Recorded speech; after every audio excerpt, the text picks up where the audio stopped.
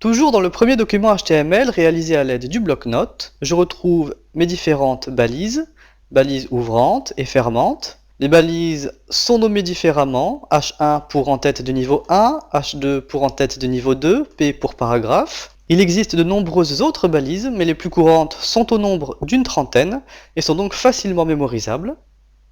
Voyons maintenant à quoi ressemble la structure d'un document HTML lorsque celui-ci est correctement réalisé. Tout d'abord, une page HTML commence toujours par une première balise nommée HTML. On ajoute tout à la fin du document la balise fermante /HTML et on n'ajoutera rien après cette balise.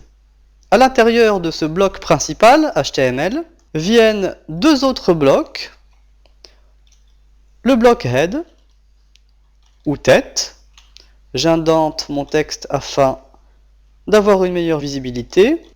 Dans ce bloc head ou tête sont contenues des informations sur le document, titre et également des balises nommées meta dans lesquelles on peut insérer des mots-clés, une description du document, le nom de l'auteur. On trouve également à l'intérieur de ce bloc head des liens vers des fichiers externes comme des feuilles de style ou des scripts.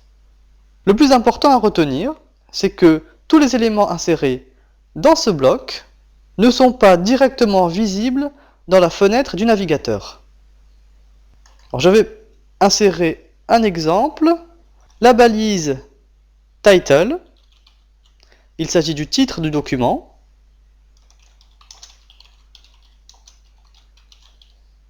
J'ajoute la balise fermante et lorsque j'enregistre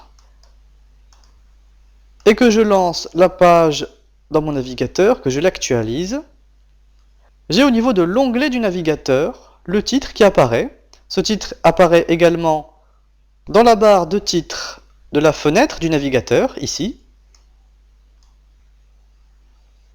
Juste après ce bloc head, arrive un second bloc que l'on nomme body ou corps. C'est à l'intérieur de ce bloc qu'on va pouvoir insérer l'ensemble du contenu, titre, image, paragraphe, animation. Tout le contenu que l'on visualise dans la fenêtre du navigateur doit être inséré dans la balise body. Bien entendu, à la fin, je referme cette balise. Les éléments que j'ai insérés dans mon fichier sont donc placés dans le bon bloc, dans la balise body. J'ai également un bloc head, le tout délimité par deux balises HTML et /HTML, balises ouvrantes et fermantes.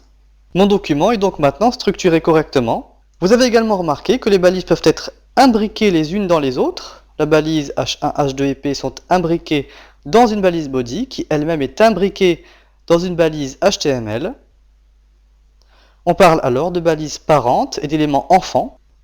Voyons dans la vidéo suivante les balises auto-fermantes qui ne délimitent rien et les attributs des balises.